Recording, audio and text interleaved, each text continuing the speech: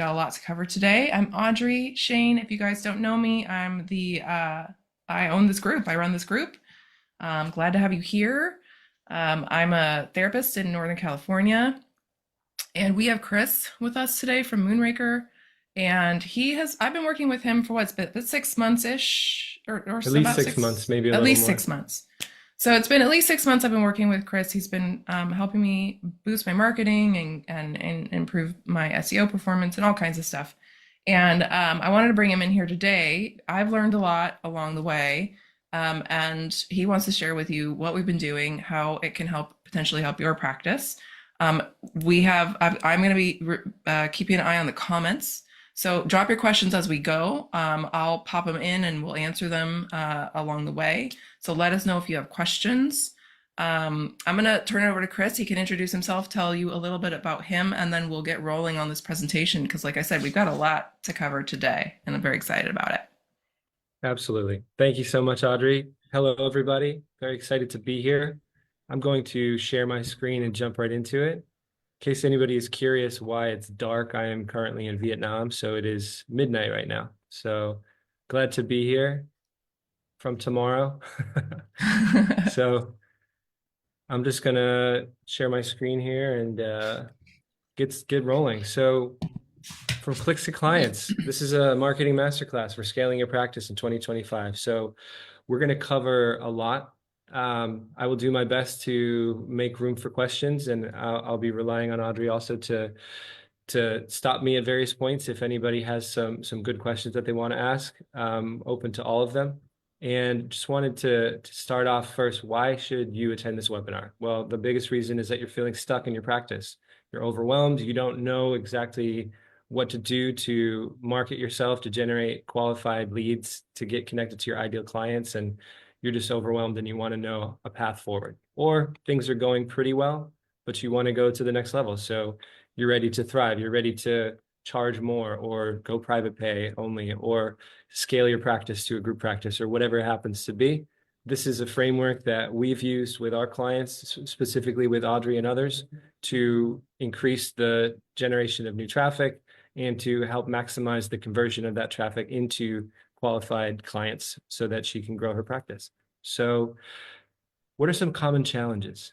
So the number one challenge is that you have low or no visibility. So if your website is showing up very low in search results, then people are most likely not going to find you.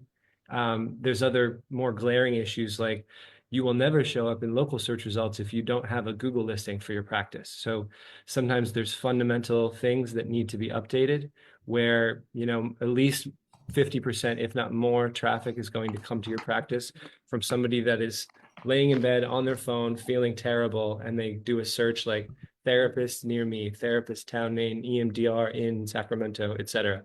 And if you don't have a local listing, that's going to inhibit their opportunity to find you as easily as they could and actually come to your website and move forward with the process. In terms of what that results in, it looks like low website traffic. You're not getting people to the site. You're not getting people to your Google listing. And so you don't even have an opportunity to share what you do and connect with them so that they can make contact with you.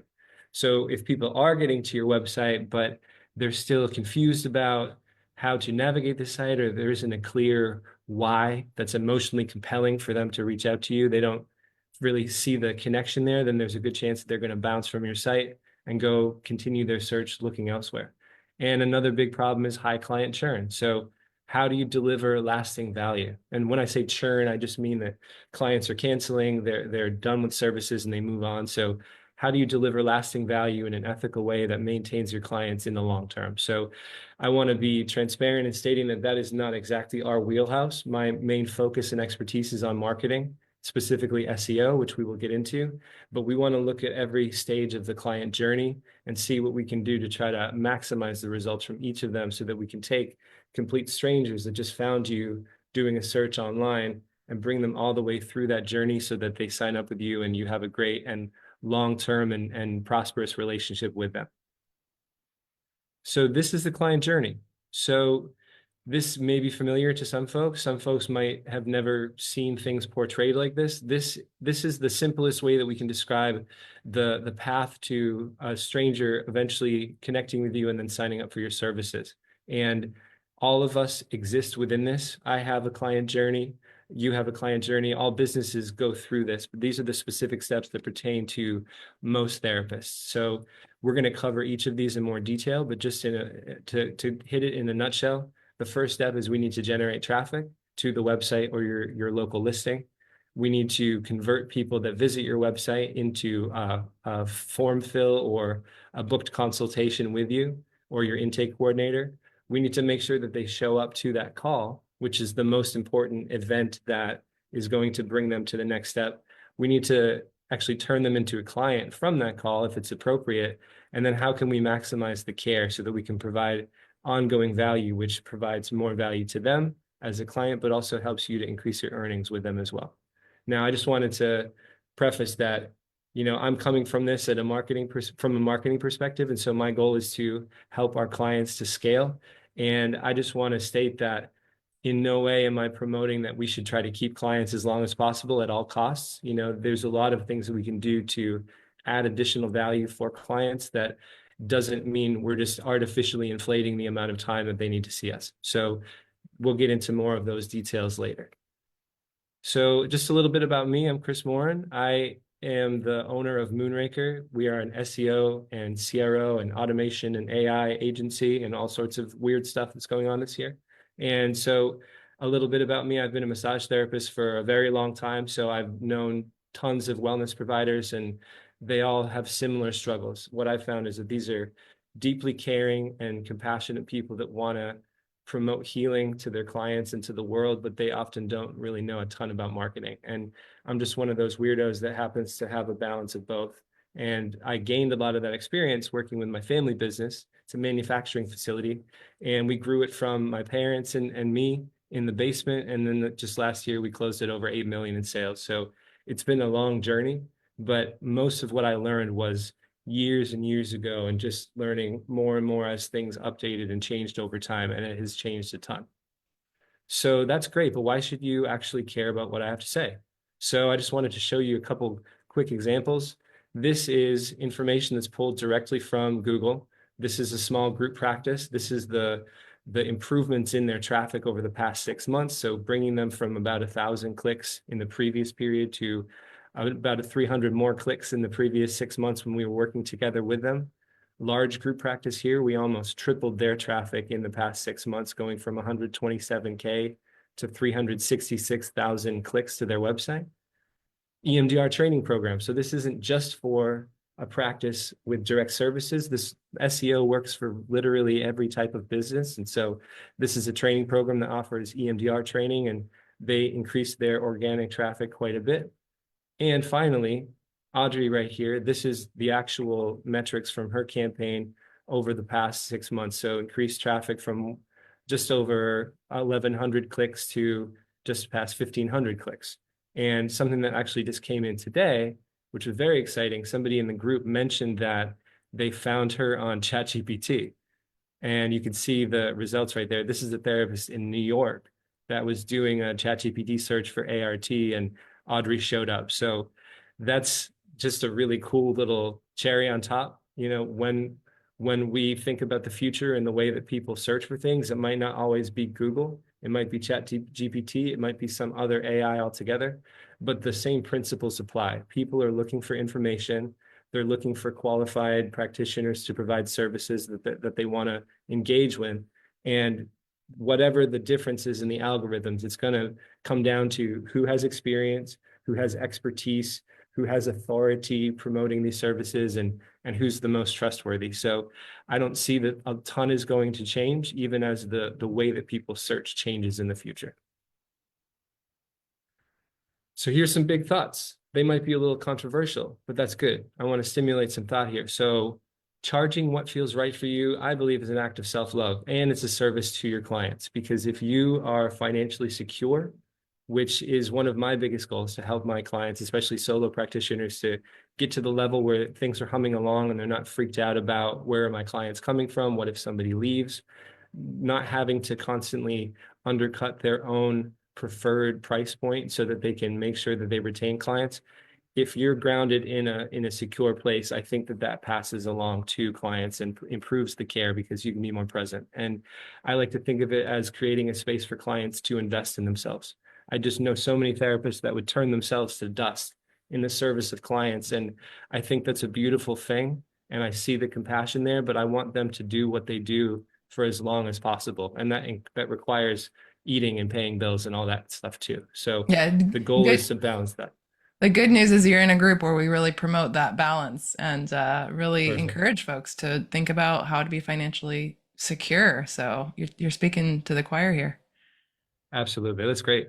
And practice growth is a sign of expanding impact. So the more that you can connect with people, the more that you scale your practice, whether it's just you take more clients or you scale to a group practice or you scale your group practice to a larger group practice, it's a sign of an expanding impact. So, there is financial success, but when it's founded in a desire to do more good, I think that that Hmm. really is what drives things forward.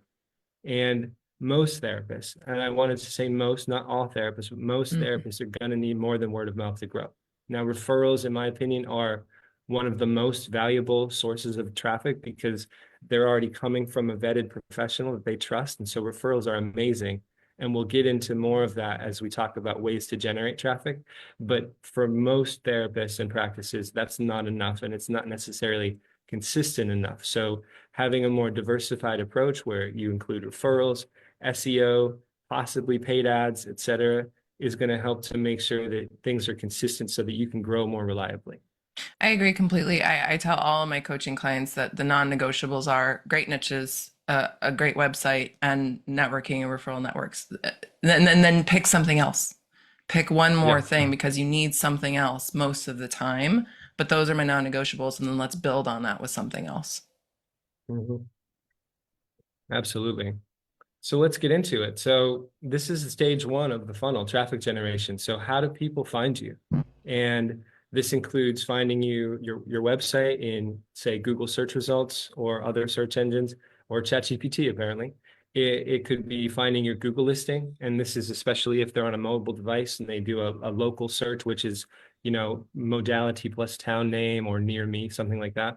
So why should you care about this? Well, quite simply, the more site visitors that you have, it leads to higher engagement and more inquiries. And so, if we double traffic, then we're going to double the amount of people that reach out to you, regardless of how effective your website is at actually getting people to reach out. So the most effective methods that we've found, and this is based on our experience working with clients, are SEO, and I'll get into more details about these in a second.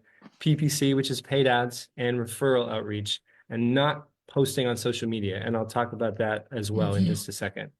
And how do you analyze the results? We're going to look at some specific tools that we use to analyze the progress, and I'll show you where those cool charts came from with the case studies before as well.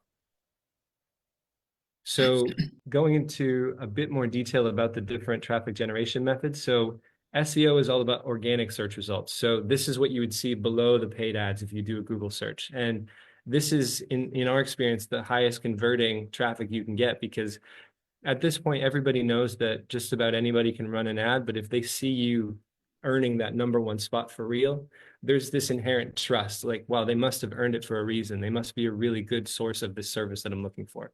And there's a lot of different details of how we can maximize SEO, both on your website and also in creating content that lives on your site and off your site to increase your rankings. And I'll talk about that more on the next slide. Paid advertising is things like Google ads, social media ads, and that's another caveat, like social ads do work really well. Referral outreach. This is if you're leveraging existing relationships or actively seeking new referral partners so that they can send referrals your way. That's super important. And that's how I got on this call because I connected to somebody that was connected to Audrey, and here we are. And this was because I sent an email just out of the blue, cold email, like, hey, I'm a guy, I run an agency, I work with therapists. Can we talk about stuff? So it can happen. And this is some of the best traffic that you'll ever get. And so why did I make a point to say not social media posting? So growing your followers, et cetera, it's an unreliable way to scale your influence or visibility because it takes a very long time and it doesn't necessarily work. even if you post every day. And these platforms are not, this is about intent. You know, if somebody goes on Google, for example, they have an intent to answer a question or find a service. Like I think of the example, like if your toilet breaks, are you going to go on Facebook or are you going to go on Google? You're going to go to find a professional on Google, and more, as we mentioned before, on ChatGPT, things like that. But people find stuff kind of by accident on social media, and it might be relevant to them, but the intent isn't there. And so they might be the perfect target, but if it doesn't matter to them right now, then it doesn't really make much of a difference. So Google is intent-based. People search on Google because they have intent to solve that problem. And if you show up in the #1 spot when they're looking for a therapist, there's a good chance they're going to reach out to you.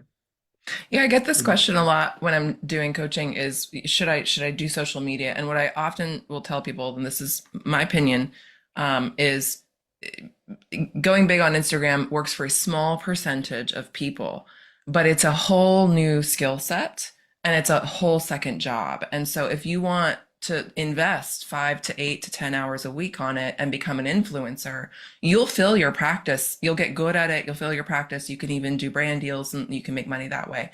But it's for the few. It's not an everyone strategy, and it's very labor intensive, and it's a whole new skill set. And so, it doesn't pay really to post a little bit or to kind of do it. I tell people it's an all or nothing strategy. Either go all in or don't bother. Yeah, absolutely. And I would add to that as well that it's a great tool to enhance connections. So as a Hmm. component of a referral outreach strategy, if you're going to send a cold email to somebody, try to hit them up on LinkedIn or find them on YouTube or Instagram or where Hmm. else you can find them as well, because the more eyes that they get on you, the better. The more platforms that you pop up on, the better. That's going to enhance the likelihood of them actually reaching out to you. And in regard to posting, especially more video content on newer platforms like TikTok, et cetera, one of the things that I like to ask from clients is, can I get like a really simple, like a 1 minute cell phone video of you just talking about your practice? Nothing Hmm. special, no high production. It's like pulling teeth. It's so hard to get a single video. And Hmm. so now imagine your strategy for marketing is to do at least one of these every single day of your life. It's like, most people would say I have zero interest in that, and it's very emotionally taxing. And they're like, "Oh, I gotta make more content. What am I gonna talk Yep. about? Do I look good?" It's Yep. a whole I other did thing. it. I did it for 6 months as an experiment, and it was consuming to a point where I said, "This is taking over my mind and my life in a way that's." And I started getting some traction. I got a few referrals, so it was working.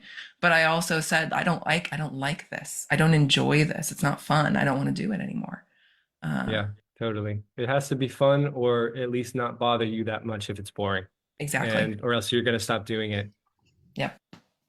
So let's talk a little bit about SEO. Now, this is a very surface level presentation on these specific channels because I could talk ad nauseum about SEO. It's what we do every day. So just so that you're aware of what goes into this, because there's a lot of information about SEO, and there's about as many different strategies as there are people doing this, but it boils down to a lot of the same similar things. So technical SEO and optimization. This involves everything that's on your website, like the title of a page, the description that shows up with the page and search results, the schema and other information that's in the background, kind of like the matrix running behind the pages, making sure that all of the images have text that's in the background so that Google can crawl all that. So most sites have hundreds, if not thousands, of little errors or missed opportunities to fill different elements with information that helps it to align with certain keywords that people are searching for.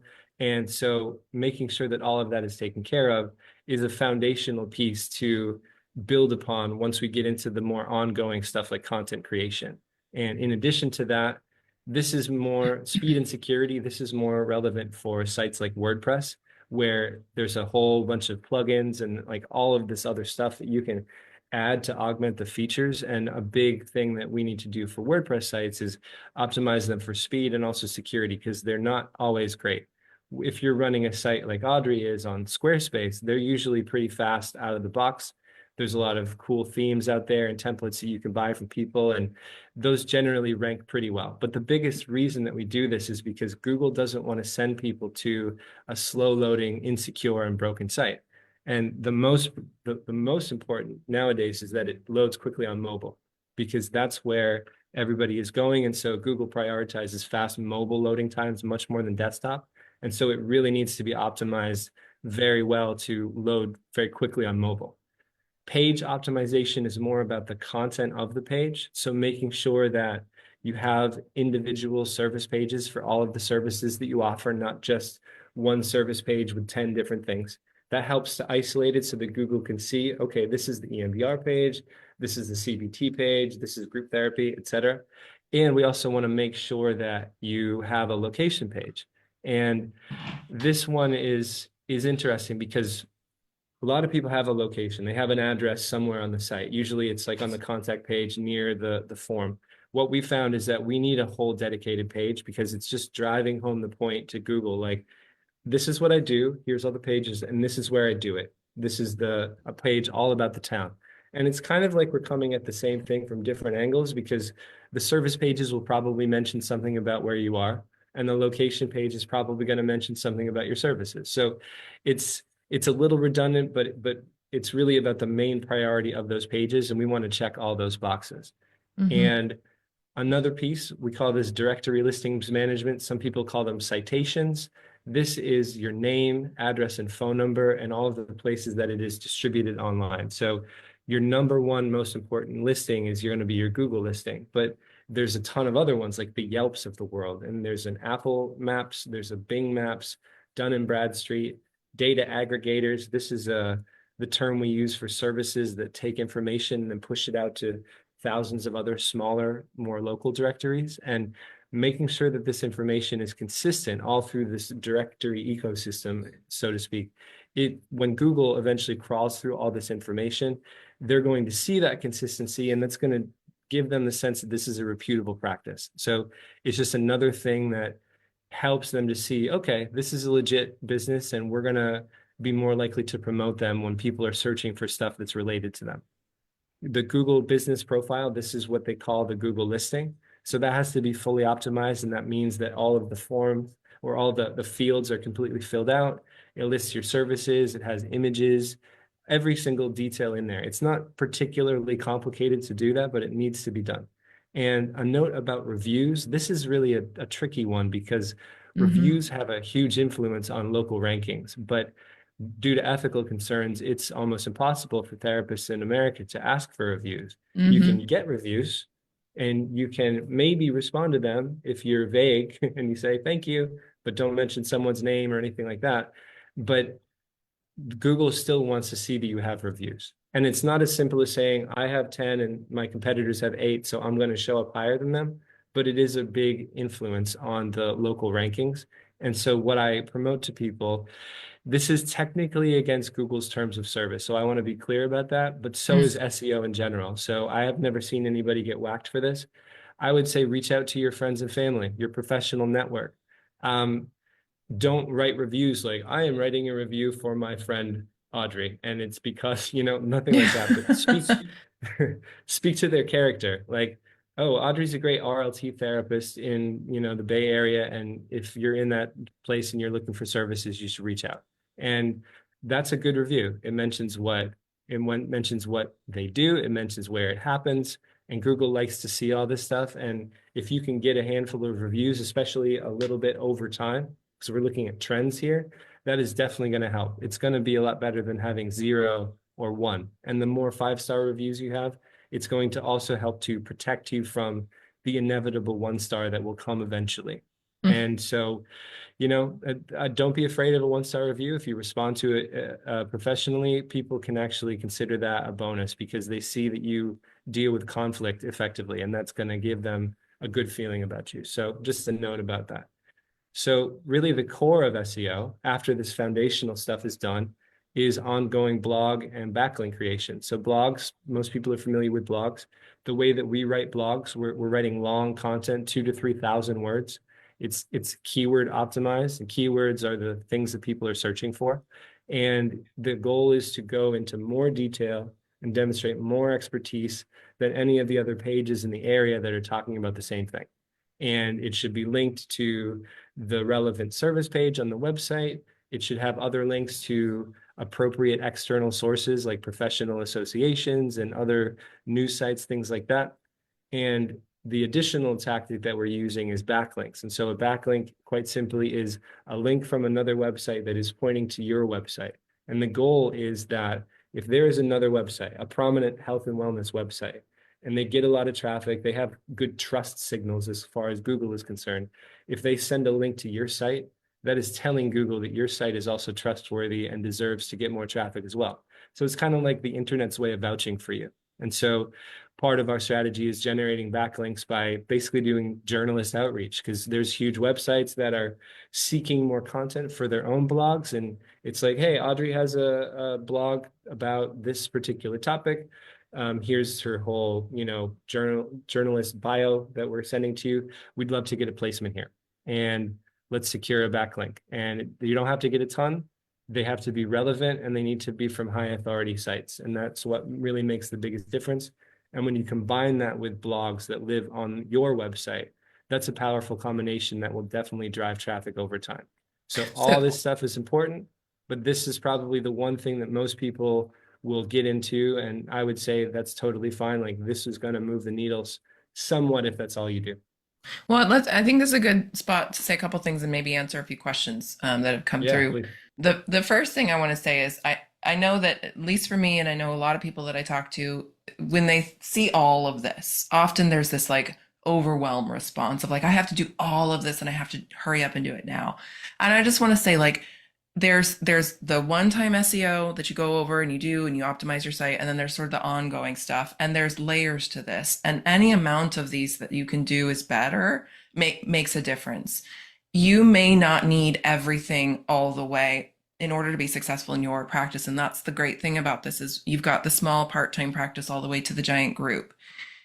Don't be overwhelmed by all of the things, thinking you have to do all of them to have the success that you need for your practice. It's figuring out what is going to be what I need for my practice to see the results that I want. And that's what I really have appreciated about Chris, is his ability to look at like each business and each practice separately and say, okay, this is what we should be doing to get the results that you're looking for your practice. You don't need more of this over here. And you guys have just been so honest with me about like, no, actually, you don't need to do that. We don't need to do that for you, because it's just not, you don't need more. And so I think that's one thing to like ease the overwhelm, is it's going to depend, and that's fine. You don't have to do everything. And we have a few questions I think it'd be good to get into. What if we provide services in 2 or more different states? How do we describe our location so that we pop up in different places? That's tricky. I think the best option for that would be to have 2 separate location pages, one for each state. And I would ask them as a follow-up question, do you have a separate Google listing for each of those locations as well? And that would make even more sense, because if you have a location page on the site, we're going to take the Google listing and we're going to direct it to the location page, because it's just another little piece of connection that Google likes to see versus just going to the homepage. So yes, multiple states with multiple physical presences should be treated almost like separate campaigns, although you're going to be writing content for the same website. So break it up as much as you can. That's the way that we've always done it.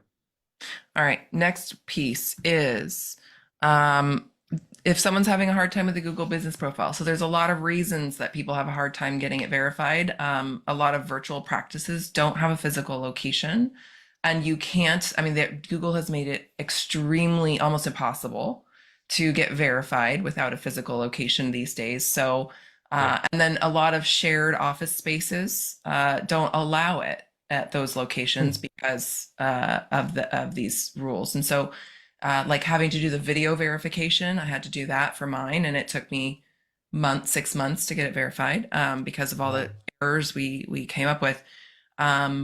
But yeah, there's some shared office spaces that you can't get verified in because they don't meet the criteria that Google's asking for. So there just might be a barrier there that some people just can't get one because they can't. Yeah. Yeah. In terms of, so is the question like, what are the options given these restrictions? Yeah, basically, like what are we left with? And if we can't, what else can we do, I guess, if that's just not an option? Yeah, so just as a preface to the answer. I just wanted people to understand the landscape here. So it's hard to even comprehend how many millions of fake listings are created by robots every month. It's insane. Yep. And Yep. so Google has always been trying to catch up to new spam technology. And now we have, AI wars going on in every realm of digital marketing. And so the best solution that they've come up with so far to eliminate the threat of fake listings is to have somebody do a video verification where you're logging in to the Google listing platform and you're doing a little walk around outside, and here's my building, here's a street sign. Look at me. Oh, I can walk inside the building. I have a key, and here's a receipt that shows my electric bill. And something like that. And we have had situations with, for example, a client was living in Costa Rica, but was soliciting retreat clients around Austin. And Mhm. she wanted to get her listing verified. And I said, well, can your parents do this? Because it's based on out of their house. And that she's like, no way they'll do that for me. They don't even know that I put their address. So it's like, okay, well, you got to get back home then. And so eventually 2 or 3 months after we started the campaign, she was able to get the Google listing up and running. That's a good example of, we do what we can given the circumstances. And so she didn't have a GBP that we could even optimize. So we were focused on blogs and all this other stuff. And then once she got that, then we kind of tacked that onto the strategy. In Yep. terms of what to do if you're in like a shared office space, or you're in a co-working space or something like that, you're running a virtual practice, you want a physical, like a local presence. This is a really tough one. And as you mentioned, like they've done a great job of eliminating the workarounds. And so I wish Mhm. that I had a better answer for this. All that I've seen that works is I've got a buddy and he has a house and he doesn't mind me pretending that my practice is there. Is it ethical? Uh, I'm going to leave that up to everybody to decide on their own. At the end of the day, I think if we're trying to provide amazing care to clients, then this is a small loophole that Google is presenting that doesn't reflect on the entirety of your practice. So that's up for you to decide. And I'll add But a caveat. One of the things that I had a hard time with it is that they require permanent signage with your practice interesting. name now as a part of the video. So Interesting. you need to. It can't look like it can be removed. It has to look like permanent signage. So a sticker, a real sticker or a cling or something like that was I was required. I had to actually order one of those in order to get verified. That's brand new. I Yeah. haven't actually seen that since that got launched. That's very interesting. I'm Yep. wondering if they do that for other businesses as well. So that's a big problem because a lot of folks don't even have that anyway. And And it they don't doesn't have the mean that they're option to not do a, that. Yeah. A couple more yeah. quick questions. Let's see. Hmm. What happens to SEO when you want to pivot services or your niche? That's what's made me hesitant to start because I don't feel I've finalized my ideal client and niche. So a follow-up question for that would be, will you be maintaining your existing niche and then you're going to add something else on? Because Hmm. if that's the case, then start while you can right now, and then continue the same strategy, but include additional services later once you're ready to go, or ideally a month or two before you want to take clients, because it's going to take some time to get rolling. Yeah. If it's changing everything, then it's a tough one. One thing that you could do is you could start to generate Oh, backlinks that would point to the homepage. That would help to generate a higher level of authority for your entire site. So then when you finally get around to creating a new page and changing the focus to a new modality, then you're going to be more likely to rank for that more quickly because the site already has like a decent foundation of authority to build from. okay. Cool. That's one of the interesting phenomenons we see with larger group practices that have been running marketing for a while. They tack something on and they get traffic for it almost immediately because Yep. Google recognizes them as an expert source of information in their area already. All right. Cool. Let's go ahead and move forward. I'll keep going for questions as we go, but I think one of these will Sure. get answered as we go. So how do we measure this? So the most important and the most basic free tools are Google Search Console and your Google Business Profile. So I'm going to tap this here and I'm going to show you what this looks like. So this is This is Google Search Console. So this is actually Audrey's data. We have a Yep. full performance report. I'm not going to get into a ton of the details, but just very quick highlights. You can compare periods to other periods. You can look at data stacked up against one another. So this is where I had showed you like the information that I pulled for that slide.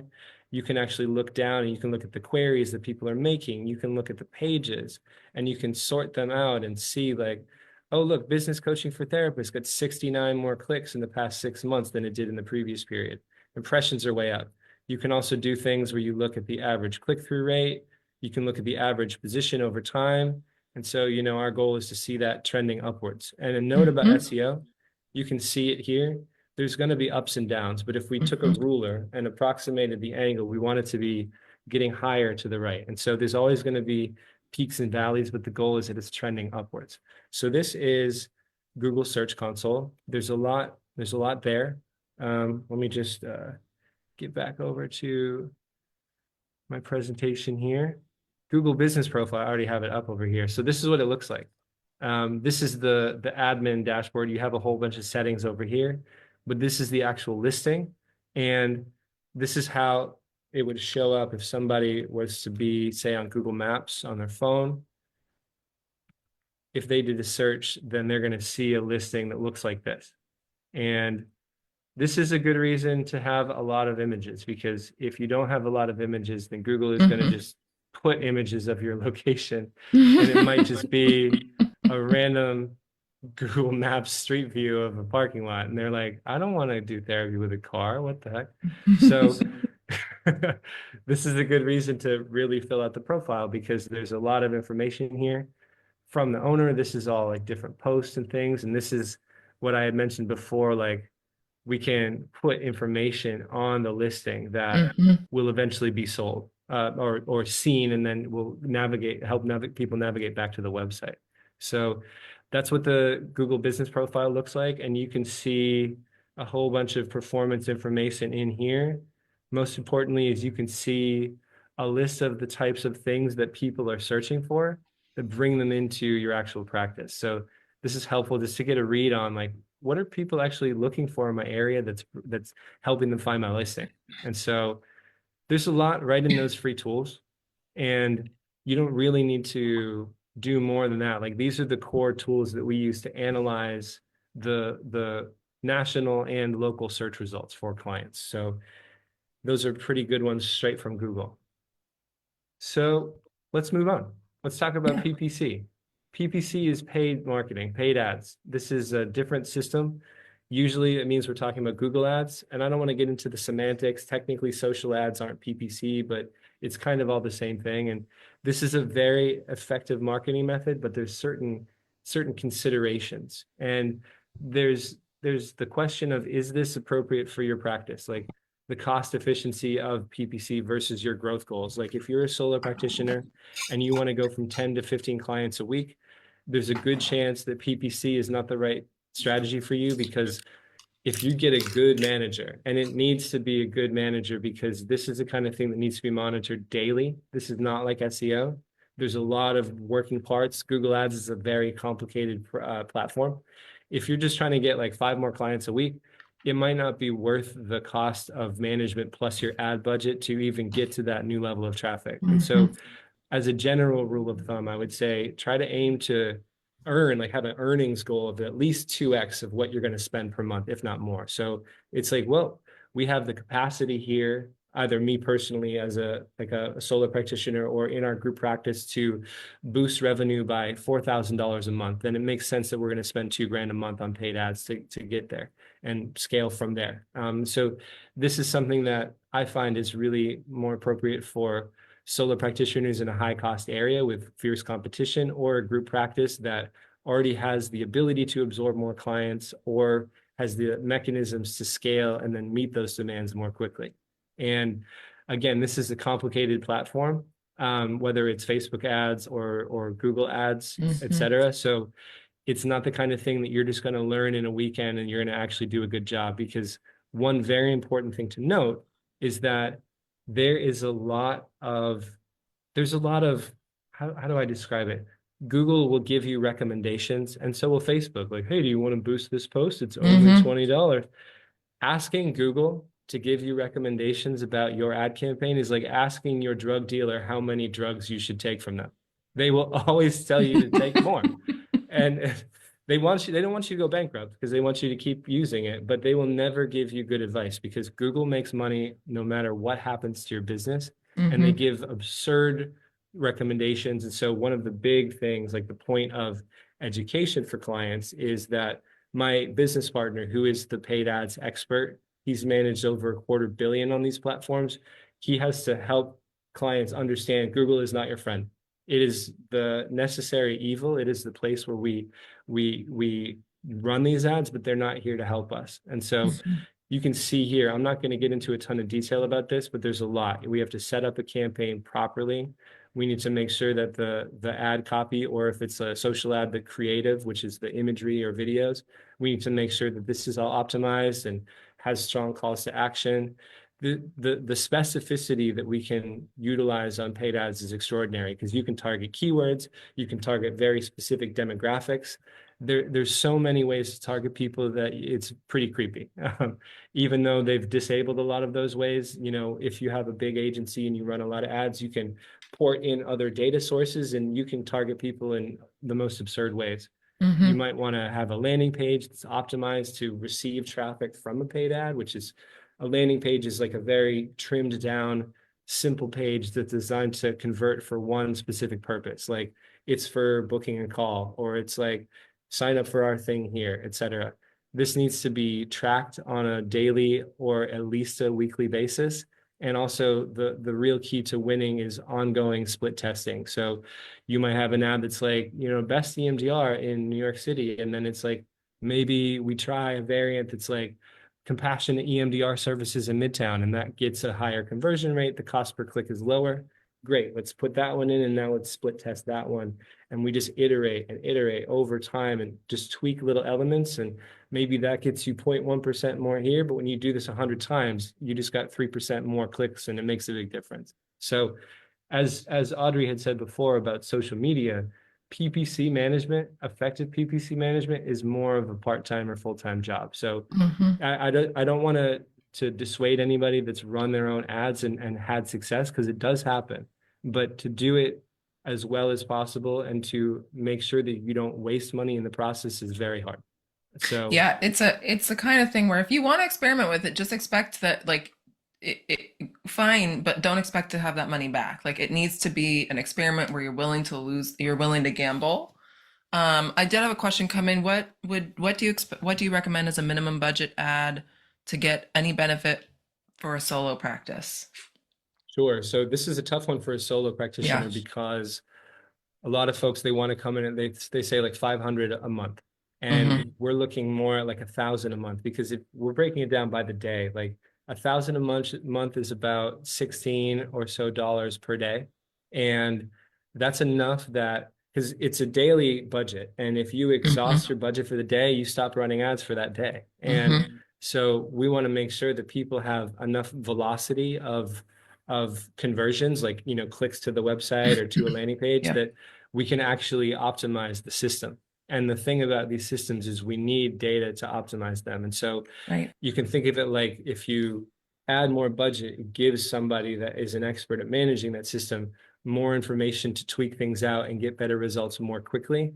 Whereas for like 500 or especially less than that, $1 a day, you're just not going to get really what you need. It's Enough just, data. it's, yeah, you're not going to get enough data. You're not going to get enough clicks where it's really going to make a difference. And Yep. again, the whole point is we need data so that we can make a decision about how to improve things so that we can get to the point where it's ROI positive.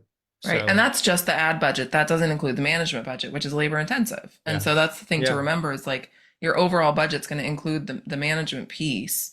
yeah, And so it's definitely a big investment if that's yeah. the road you want to go down. And an ad agency that knows what they're doing is going to be at least 1,000 a month for management, if not Yeah. more. And if you see PPC for 200 a month plus budget, like that is a client manager at an agency that has 100 other clients, and they're not Hmm. going to give you the service that you deserve, and that's going to leave a lot of money on the table. Yep. Um, so in terms of what we use to analyze PPC, obviously we're going to use Google Ads. You can't run a Google Ads campaign without that. I don't run Google Ads in my account, so there's nothing in here, but I just wanted to show you what it looks like. it's a beastly platform. It's very complicated, and to be honest, it intimidates me. That's why I do SEO instead. And Google Analytics is what we're using to analyze a lot of the conversion goals and events, as we call them, like different actions that people take on site or leading to the site. And so Google Analytics is a more reliable platform than Google Search Console about that, because Search Console is all about people finding your website from a search and then clicking through. It only tracks data where people click through to your site from a Google search. Analytics is going to show you data about how people navigate to any of the pages, whether they were from a different page on your site or not. So it's a bit more comprehensive, but it's also a pretty complicated platform to utilize, and there's a lot in there. And I'll explain some more like little tips to get some value from this platform as we move on here. So PPC, we're done with that. So let's talk about one of the methods that I think is very underutilized. And again, referral outreach is how I eventually got connected with Audrey and ended up on this call. And we're, talking to an audience, and this is a really awesome way to get my own agency out there. And the same applies to a practitioner who connects with healthcare practitioners in their area, lawyers, imagine like a personal injury lawyer or someone like that. If you can get a good referral source from someone like that, then there's a good chance that you won't even have to think about other marketing tactics at all. Right. And so the idea of referral outreach is it involves some planning. Like, what are the kinds of referral sources that you want? Do you want to align with certain types of healthcare providers or community orgs, or we provide child and teen therapy? So we want to organize, we want to connect to like school systems or PTOs or whatever, PTAs. Communication and messaging optimization. So what are we going to say to these people? You can't just spam the world with the same canned message. We all get those and we all throw them in spam. It doesn't make a difference. If you're going to send a message to somebody, you have to say, hey, I just saw that thing that you wrote and I thought it was really great. And this is why I reached out, because I also am related to that in some way. And it takes just a little bit of customization to hook people, but it makes a big difference. Referral partner identification and targeting. So again, like more specifics, like, is it because they're in a certain area, they have a community presence? Like, are these people unlikely to give you referrals just because of their professional considerations, things like that? Do you have any resources? Do you have like a specific page you want to direct people to that's streamlined for this particular purpose? You may consider setting something up so that if you're going to promote yourself in this way, the people have like a real quick resource to view when they learn about you, because the way that you present your services to clients is different than the way that you would present your services to a potential professional partner. Similar to everything else, we want to track something. So, how many emails did you send? How many people responded? How many of those turned into relationships? Are they actually producing any leads for you? Just, this doesn't have to be too complicated. And then, of course, the very next thing is, if you want to complicate it, you can. Split testing, trying different messaging, trying different follow-up techniques, all of that stuff to continuously improve the likelihood that you're going to get a response and that it's going to lead to a productive relationship with somebody. And the platforms that I wanted to mention here are very straightforward. Google Sheets. I think I have I use that. I have the. Yeah, Perfect. I use Sheets. I have a networking spreadsheet. I actually just shared my version in the group. I think last week. That's or great. Something. Yeah. Yeah, I have one here. It's like every B2B therapist related resource known to mankind, and like Facebook groups and all that stuff. And we just redid that, so there's not a lot in there as far as activity just yet. But we use the same thing. And again, that's how I got connected to Audrey. And so this is a cool platform right here, Gmail. There's a platform called Superhuman. And this is, oops, it jumps right to my inbox. But the idea of Superhuman is that it's connected to your existing Gmail, but it adds a bunch of features like follow-up reminders to bring messages back into your inbox, or save templates and a whole bunch of other stuff. So I love it for email anyway. But the reason that I brought it up in this case is because it can turn your email client or platform into like a lightweight CRM, which is a client relationship management platform. And so this is an example. Like if I was crafting a message to Audrey about partnership outreach, I can hit a little key combo and then have the system remind me in whatever length of time I want. So I use this a lot. Like we have our like big time CRM where we keep track of all of our clients through the client journey. But this is great if I'm going to send a bunch of emails to people and I want to remember that it went out there, it'll just come back and it'll show up in my inbox a few days later. And I don't have to stress about, oh shoot, did that person do what they were supposed to do? Did I remember to follow up? It's all there. So it makes the referral outreach a lot easier because you're going to send a whole bunch of emails. It's pretty hard to like write like, okay, I message them. Okay, I message them. I message them. Let the system do it for you. And then it'll send it back to your inbox and remind you to message them again on whatever schedule you set. So it saves you a lot of time. It's very helpful. And again, there's a lot more value than just using it for this purpose as well. So any questions? I know I'm moving very quickly, but we've already gone through about 50 minutes and there's so much more fun I know, stuff to I talk know. about. One really quick one, and I think I kind of know the answer to this too, but when people link to your site through Psych Today, Emdria, directories, or other similar places, is that considered a backlink? Does that help SEO? Yeah. Yeah, I think the Site Today link is a backlink, and without I going down a thought huge the tech, my impression was this. I had the impression that the Psych Today was a no follow, oh, okay. but Yeah, I was but going to I mention think that most of the other terminology, like, directories are not no follow. And no okay. follow I think means basically like this doesn't count. Yeah, that's exactly it. So the Yeah. idea is we're trying to get do follow links, which basically pass what we call link juice. And Yeah. it's like, Oh. feeding the authority from one site to another and informing Google that that other site should get credit as well. Right.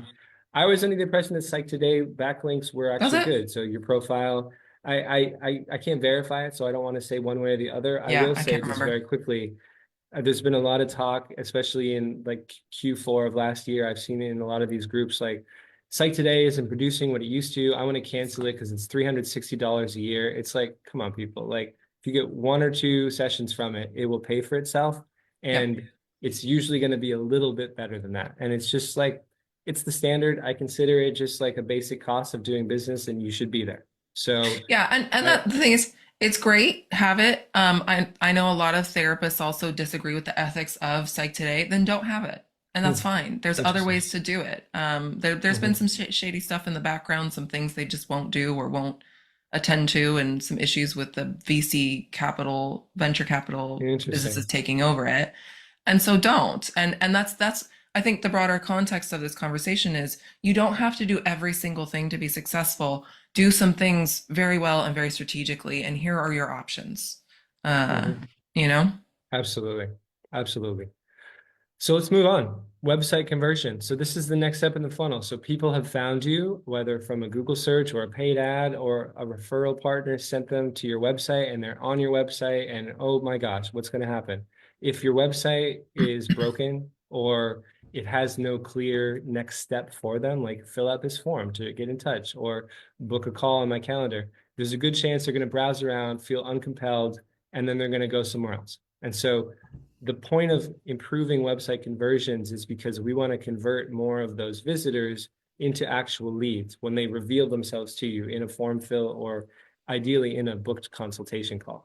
And the most effective method to do this is a practice that we call CRO. So conversion rate optimization is all about enhancing the site's design, content, user experience, et cetera, and guiding people to a very straightforward next step that gets them in touch with you. And in a sense, whenever somebody redoes their entire website, and if they use some of these nicer templates that are out there, they're doing CRO by default because having a nicer website is always going to help. But what I'm talking about here is really optimizing the organization and placement of certain on-page elements to maximize the likelihood of somebody clicking forward. And there's certain tools that we use to analyze those results. So this is a fun one because we can show some examples. So this is Audrey's site right here. And I'll just show it. I'm actually just gonna back out of full screen and I'll just pull it up right over here. So if we go to your homepage, you have all these elements that I want people to know about. So Mm-hmm. number one, well, let me back up real quick. The top of your homepage is called the hero section. Some people call it above the fold. They're kind of interchangeable. I like hero because it sounds cool. And it's also describing its role. Like it is the most important real estate on your whole website. And it has an important task. It needs to, number one, give somebody an emotionally compelling why. Like the why that they see is connected to the change that they want in their life. And number two is a simple and concise what that explains the method that they are going to use to achieve that why. Number three is prominent social proof or affiliations with other associations or, placements and news, etc. And then number four is a clear and direct call to action. And so check this out. Helping you build a more connected and congruent life. Oh my God, I feel so disconnected. I want this so much.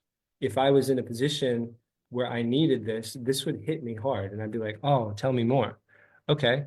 Online therapy in California, Texas, counseling services for individuals, blah, blah, blah, blah, blah. These are the what. These are the methods that we're using to get this.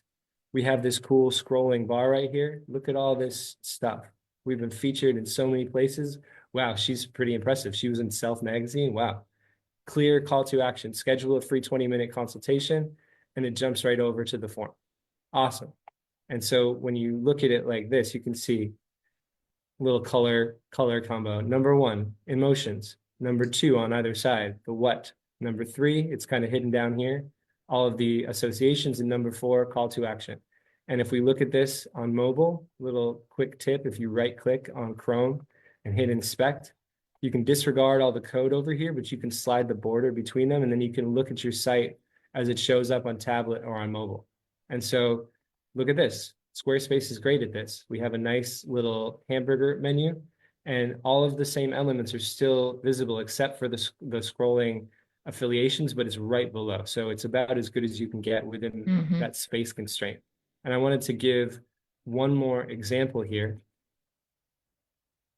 So this is another client of ours. They provide intensive therapy retreats. So again, actually, let me show the live site because we just updated it a couple of days ago. So we just wanted it to be even clearer. Get a year's worth of healing in just 1 week. Boom, mic drop. Wow. Oh my God, wow. I want this so bad. The world's most experienced intensive therapy team. Incredible. Here's some more what about how you achieve this why.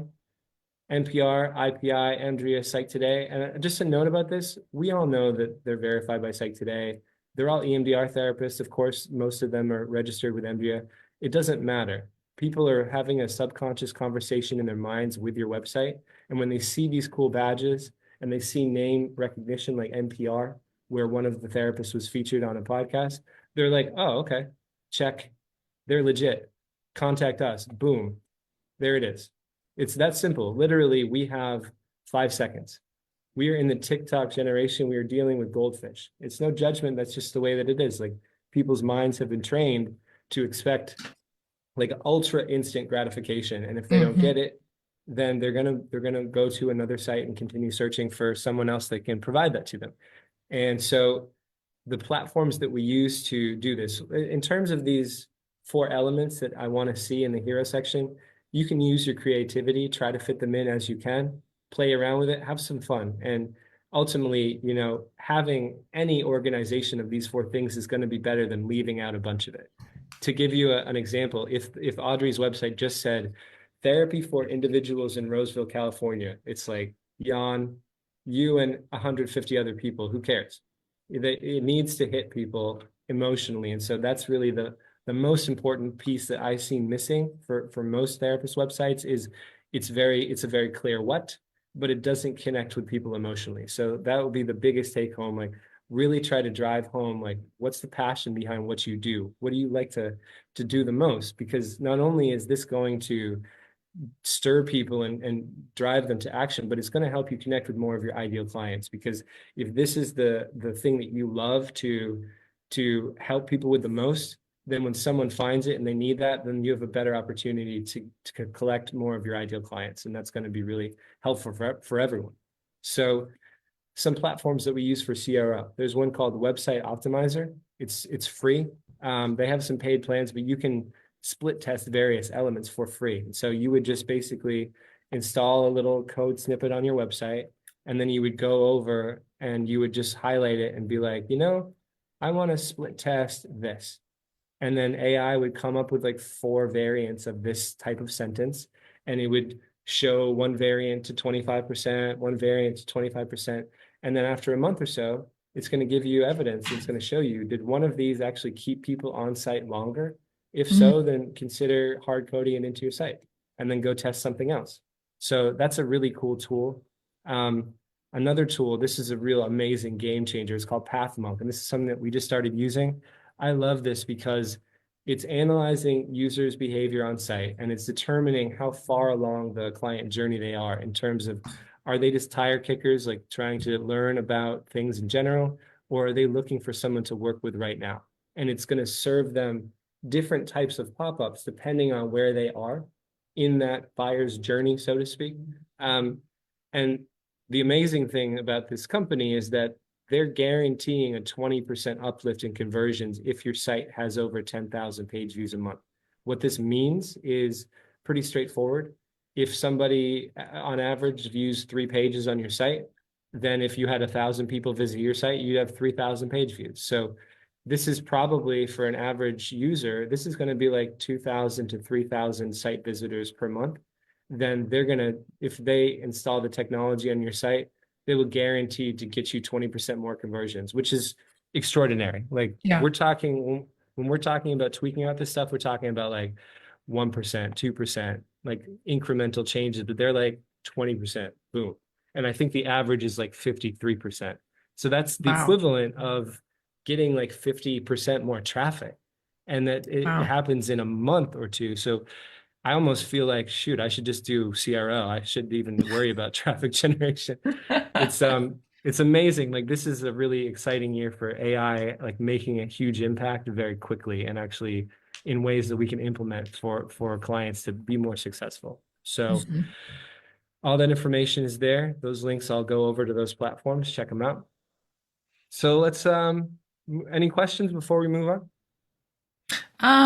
This one thing I'll say is, I'll make sure that these links get dropped. Chris, you can drop them in the comment stream after we're done, and just kind of update. One quick question about Superhuman is, does it give access to the full Google account? Is it HIPAA compliant? What if there's client data in, do you know the answer to that? Great question. Well, I would say, first of all, the way that most people are utilizing Gmail is probably not compliant anyway. Now, Google Right. will sign a BAA. I Yes. don't know specifically if Superhuman is HIPAA compliant. Worst case scenario, if you wanted to use this for outreach, you could start a free Gmail account that's completely separate from your practice, plug this in, and then that'll just be like your referral email. So Right.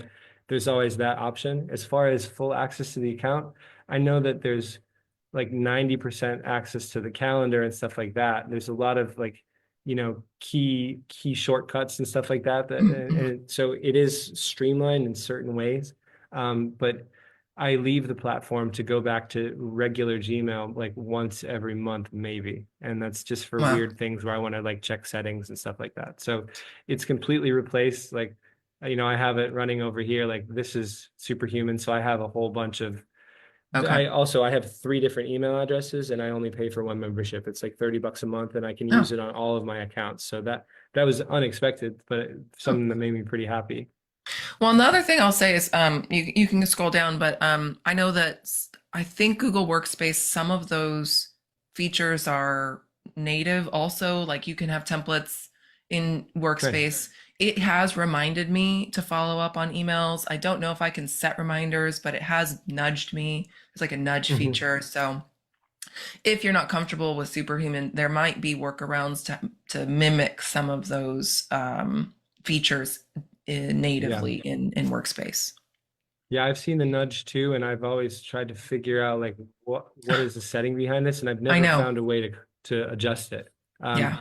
There is another platform, probably the first one that did this intentionally. It's called Boomerang, and I Okay. think it's a Chrome plugin, and I think it's probably a little bit cheaper, and they also have other features as well. But in my opinion, Superhuman just had a better user Mm, experience overall. So cool. So let's move on. We're almost to the end of the funnel.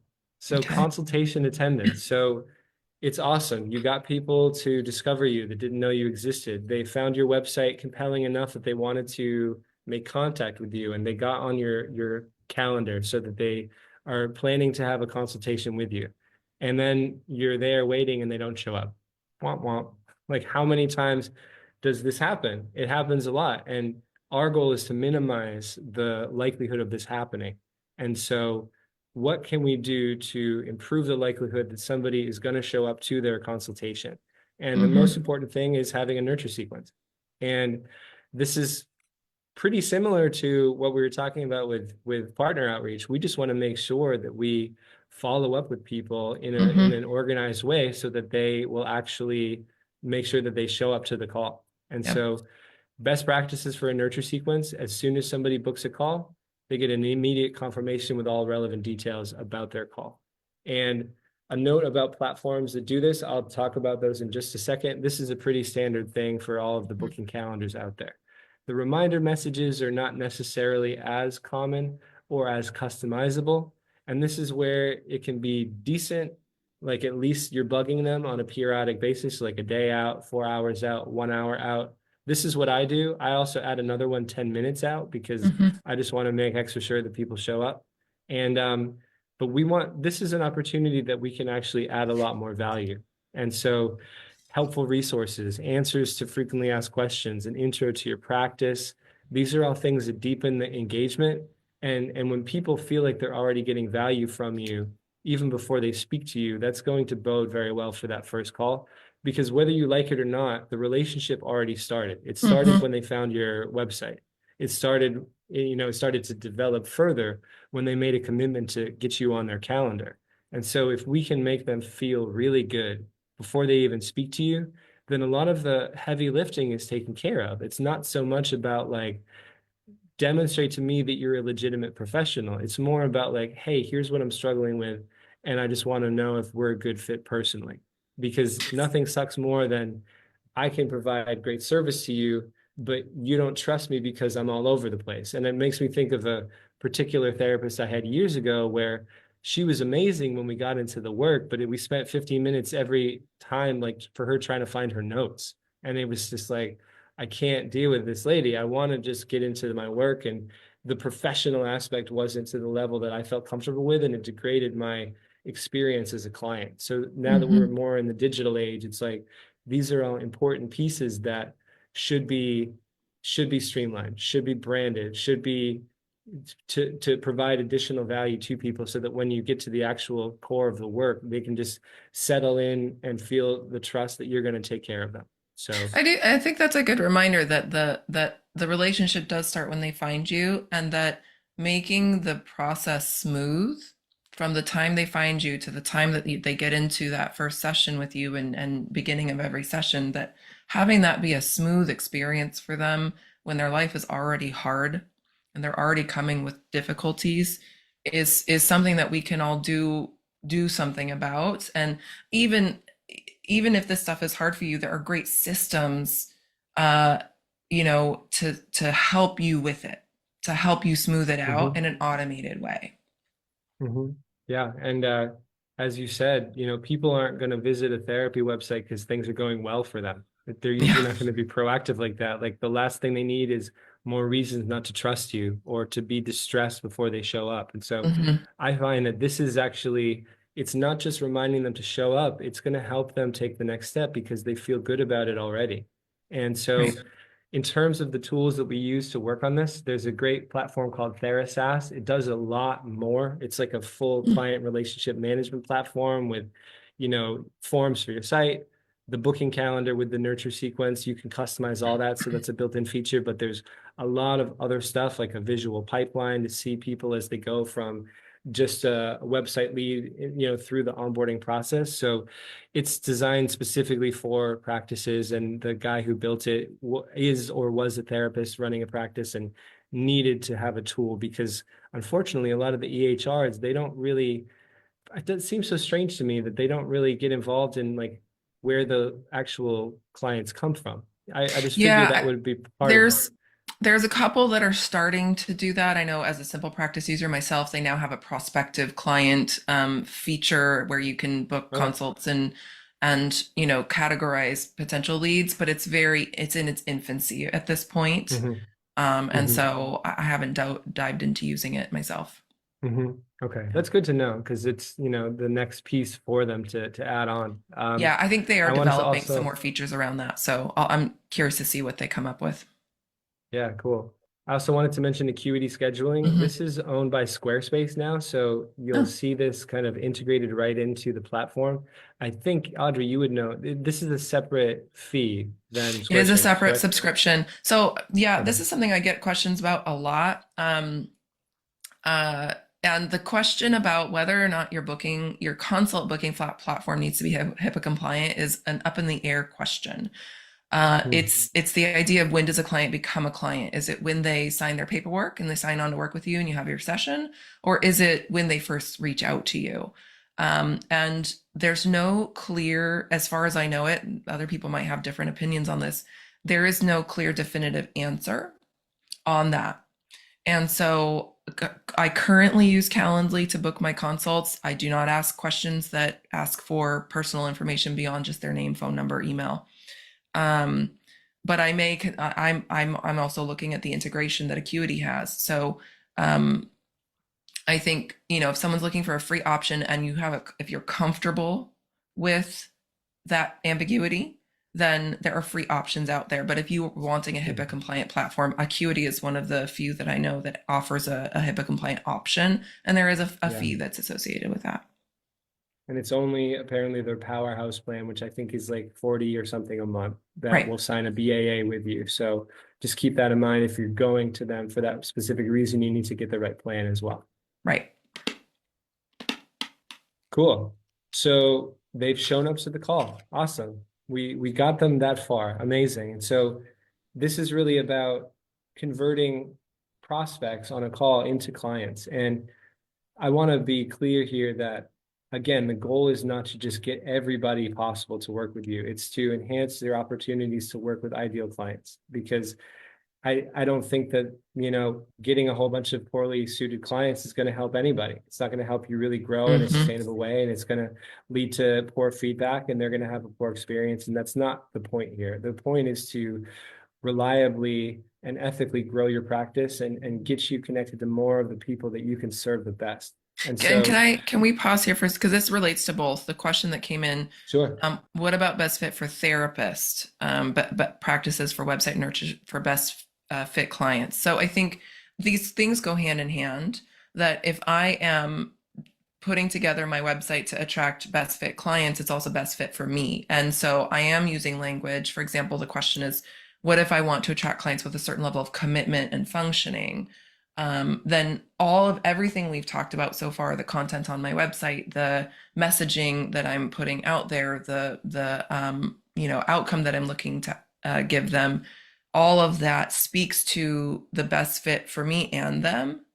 So it goes both directions. And that can be included in the nurture sequence as well as I'm putting more of my content in there. And the people that resonate with my content are going to be the best fit for me and the best fit for them. Absolutely. Because if it doesn't feel fun and easy and compelling for you, then it's going to be draining. And Hmm. you could sustain that maybe for decades, but eventually it's going to catch up and you're going to feel Hmm. like toast. Like the goal Right. is to connect you with more clients that are going to feed you and your professional life as well. And so that Hmm. you can continue as long as you want to provide the best service to clients. And so yeah, that's, everything from the why of your website. Like when you hit them with that emotionally compelling and stirring concept of what they can achieve, ideally it should align with the type of transformation you love to be part of the most.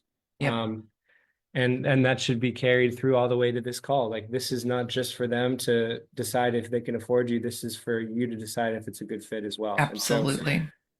quite simply, the best way to do that is probably with coaching, because another thing that I've found is that, and again, I don't want to throw anybody specific under the bus, but wellness providers in general are highly sensitive, highly compassionate people that Hmm. generally, in my experience, put others before themselves. And Hmm. that doesn't work so well in a sales environment. And again, we're using certain language that I know some therapists are uncomfortable with, but at the end of the day, like this is a sales call. And Yes. so we need to use a certain strategy and methodology to, and this, again, this is a service to clients. A well-conducted call is going to give them a secure container that they feel safe within, that leads to a long-term and meaningful relationship with you. And so, Right. We can use the concepts from a sales call because it is what it is. But yeah, we can do it in a way that is ethical, that takes care of both us and the client. And that's really what we're doing here is we're making sure to take good care of ourselves and the client through this process, which does use principles from sales, but it does it in a way for us to make sure that we are a good fit for them and recognize when we're not. 100%. Yep. And in terms of how to do that, I would be remiss if Ah, I didn't mention that Audrey has a course specifically for these I calls and do. so much more. So And much more. so check this out. But, I put it here in particular because, how to rock your consultations. Like, you Yep. only have limited time, how to do this in a way that ensures that you get the full fee that you want. You can talk about yourself without feeling cheesy and weird. And I know it's hard for most people, but once you get in the habit of doing things properly, it feels right, and It clients does. will respond to it. And I mean, I went through the same process, because I'm doing this as well in my own agency. And when you dial in that process, it feels good and it works better for everybody. Mm-hmm. And I wanted to mention this other platform. This is something that I use for all my Zoom calls, but it works on Google Meet and others. This kind of falls into the same question that you mentioned before, like, is a consultation required to be HIPAA? The good Mm-hmm. news is that Fathom is HIPAA, but it's an AI note taker. And then after your call, it creates a full transcript. So this is a call I had with Audrey, and it has a full recording, it has a full transcript, and it even has like a whole bunch of highlights, and you can easily send it to somebody. So you may want to add additional information as a follow-up to a consult, but that's a really great way to, again, just drive home the professionality. Like, I was 100% here with you because I also have tools and a system that I use to make sure that we don't miss anything. So I love it. I use it all the time. It's free, which blows me Oh, away. There's what? paid versions, but I don't even know how they can offer all that stuff for free. It's incredible. So And I think this is a good spot to say we all have different relationship with AI. We all have a very different take on the value of AI and whether or not it's ethical or whatnot. It's a take it or leave it thing, right? If you are comfortable with it and you feel like you know enough about it to feel comfortable with how the data is or is not being used, then proceed. And I know there are a lot of people that just don't want to touch it, and that's fine, right? We're not saying you have to do this. Um, uh, or that it's right for your practice. But some people might decide that it is right for theirs. mhm. Yeah, absolutely. And yeah, the question always comes up, are they using my data to train their models? Are they selling my data to other people? These, in Right. my opinion, these are not, other than the idea of feeding it into an AI to improve the effectiveness of that system, the idea of, is an online company selling my data or not? This is not a new question because of AI. This has been going on as long as there's been platforms consuming your Yep. data. And, there's nightmare stories of how that all goes wrong. And Yep. this is just an ongoing thing where it's like the battle of good versus evil. Like, will greed prevail or will people do the right thing? And Right. I just wanted to say that because I don't think that AI necessarily introduces as many new novel issues as people might think. Hmm. Because at the end of the day, it's a human running that company, and they need to decide what to do. And Yep. there's a lot of AI-based companies that are offering tools in this space, which I'll get into in just a second, that are at least stating that they do things properly, that they are compliant with, every regulation from HIPAA to PIPA to GDPR to SOC 2 and military Hmm. spec and all this other stuff as well. So this is the final step of the funnel. And it's not really the funnel in the sense of leading them to your practice, but this is about the ongoing services and maximizing client care. And I want to describe this in two ways. It's, how do you provide the most value to clients in terms of the services themselves, and also streamline your practice as effectively as possible so that you're actually earning as much as you can from them. And as I said at the beginning, this is not telling somebody that is ready to move on that, oh, you're actually more messed up than you think and you should do another 10 sessions. This is this is hey, you've graduated, or whatever terminology might be appropriate. Like, it seems like you've come through a lot of this stuff. Maybe we don't need a weekly session, but we have a group that we set up for people that have gone through this similar issue. And it's every Friday. And oh, instead of $200, it's 35 bucks. And one of your therapists conducts that group, and it's capped at 10 people. And boom, you just made another 350 bucks for an hour of people getting together. It's Mm-hmm. amazing. It supports them, it gives them connection. So things like groups, things like workshops, things like self-guided programs or infographics, Mm-hmm. this thing right here that Audrey put all of her love and care into creating is an evergreen product. Unless things change in a major way, she can sell this while she sleeps, and I hope she does later today. And so these are the kinds of things that also break therapists free from the limitations of their particular service area, because you can sell an info product to anybody in the world that speaks your language. And so we know a lot of therapists that make hundreds of thousands a year selling a $7 PDF because they have a paid ads funnel behind it. And it's Mm-hmm. just about multiplying. How many do I want to sell? And it's great for name brand recognition. And, the referrals that come from that kind of stuff are great. And so Mm-hmm. there's a lot of ways to expand outside of just the direct service model. But within the context of this call, in terms of what you're doing with your existing clients, there's a lot of other ways to, you know, provide other opportunities for them to continue working with you. Or, hey, you've been seeing me for a few months and you're at a price point where it's pretty clear that you're, financially secure, and maybe an intensive would be good for you. Let's do a whole day, or let's do 5 days. And Mm-hmm. you just earned what you would have earned over the course of a year in 5 days. And that client got amazing service from that experience, because they didn't have any distractions. And so it makes sense for everybody when that is appropriate for those clients. Yes. So on the other side of things, using tools like AI note-taking apps or automated client follow-ups, like so-and-so hasn't been here for 2 weeks, let's ping them and see what's going on. All of these things are important, because you might say, I charge 200 an hour, but if you spend an hour on admin, you actually charge 100 an hour. And it's important to understand what really goes into a session and try to Mm-hmm. optimize that as much as possible, because the less time you spend on it, the more you essentially make.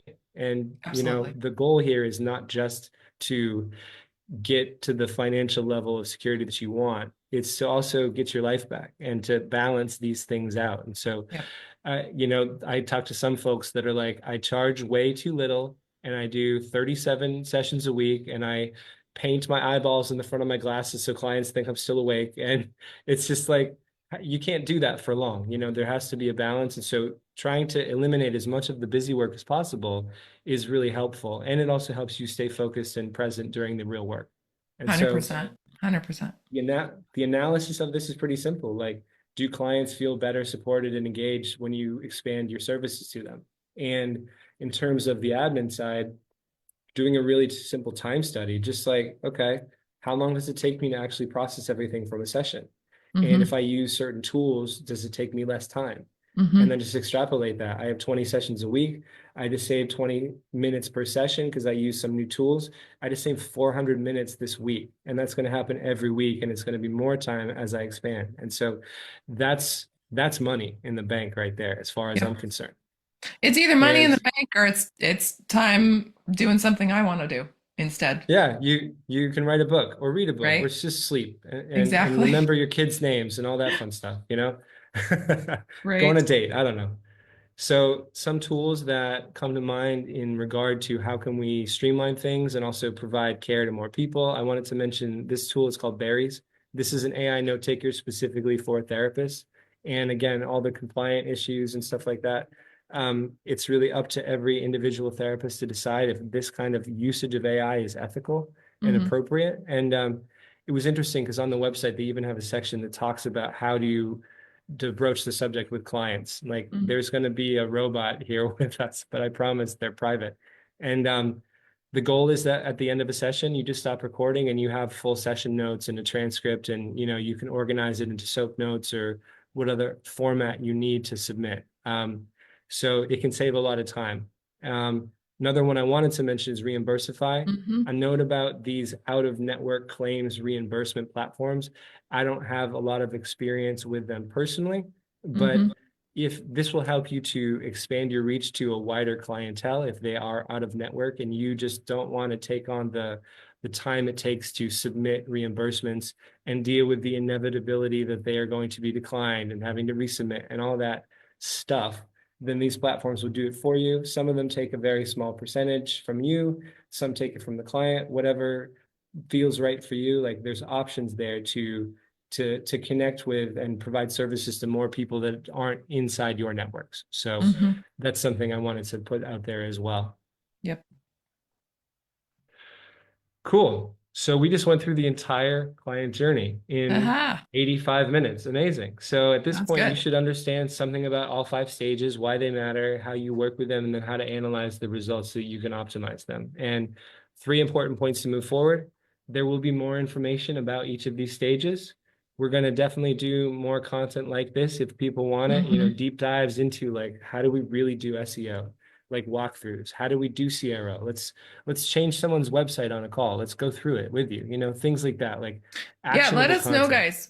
If you're watching live or if you're catching the replay, let us know like what kinds of stuff you want Chris to come back and do with us. We can even post some suggestions, and you can let us know what would be helpful. We'll be doing a few of these over the year, and so Mhm. we want to know what you guys want. Totally. And to Audrey's point near the beginning, select the methods that work for you. Like you don't Mm-hmm. have to do all of this. If you do all of them, you're probably going to crush it. But maybe all you need to do is, for example, I wrote right here, like we can commit to creating blogs, updating our homepage hero section, and we're going to add a Mm-hmm. booking calendar with a reminder sequence. Amazing. If you That. didn't have those things, then that's going to be a game changer.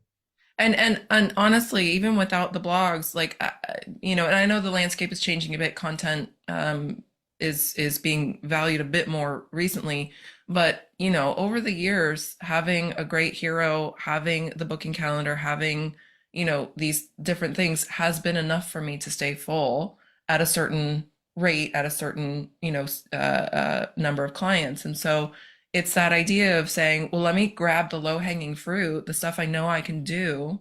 Let me see what happens. And then it's like, okay, if that's not quite got me where I'm going to go, what am I going to try next? You don't have to go in and do everything all at once, but grab the stuff you can, then grab the next layer, then grab the next layer until you get to where you want to go. And Yeah. then you might actually be able to just hang out there and just maintain for a while. Do your Mhm. outreach, do your networking, and that might be enough. And you might be gold for the rest of your career.